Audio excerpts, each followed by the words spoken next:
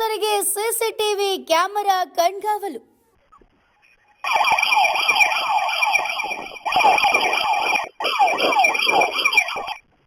ಕೆಂಪು ಮೆಣಸಿನಕಾಯಿ ರಕ್ಷಣೆಗೆ ಸಿಸಿ ಕ್ಯಾಮೆರಾ ಫಿಕ್ಸ್.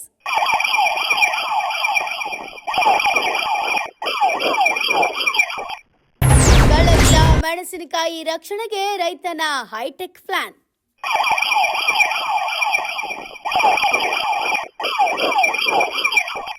ಯಳವತ್ತಿ ಗ್ರಾಮದ ಶೇಖರ್ ಗೌಡ ಎಂಬ ರೈತರಿಂದ ಈ ಸಿಸಿಟಿವಿಯನ್ನ ಅಳವಡಿಕೆ ಮಾಡಲಾಗಿದೆ.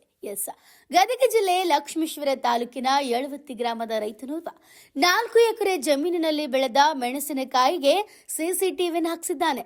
ಭರ್ಜರಿ ರೇಟ್ ಇರುವ ಹಿನ್ನೆಲೆ ಮೆಣಸಿನಕಾಯಿಗೆ ಕಳ್ಳರ ಕಾಟ ಹೆಚ್ಚಾಗ್ತಿದೆ. ಕ್ವಿಂಟಾಲ್ಗೆ 50,000 ರೂಪಾಯಿವರೆಗೂ ಮೆಣಸಿನಕಾಯಿ ಮಾರಾಟವಾಗ್ತಿದೆ. ಅತಿವೃಷ್ಟಿಯಿಂದ ಅಳಿದುಳಿದ ಬೆಳೆ ರಕ್ಷಣೆಗೆ ರೈತರು ಮುಂದಾಗಿದ್ದು ಮೊಬೈಲ್ಗೆ ಸಂಪರ್ಕ ಇರುವ ಸಿಸಿಟಿವಿಯನ್ನ ಅಳವಡಿಸಿ ಟೆನ್ಷನ್ ಫ್ರೀ ಆಗಿದ್ದಾರೆ. ಜಮೀನಿಗೆ ಯಾರೇ ಪ್ರವೇಶ ಮಾಡಿದ್ರೂ ಸೈರನ್ ಮಾಡುತ್ತೆ ಈ ಸಿಸಿಟಿವಿ. ಸೈರನ್ ಜೊತೆಗೆ ಮೊಬೈಲ್ಗೆ ಸಂದೇಶ ಕೊಡುವ ಸಿಸಿಟಿವಿ ಕ್ಯಾಮೆರಾವನ್ನು ಹಾಕಿಸಿದ್ದಾನೆ.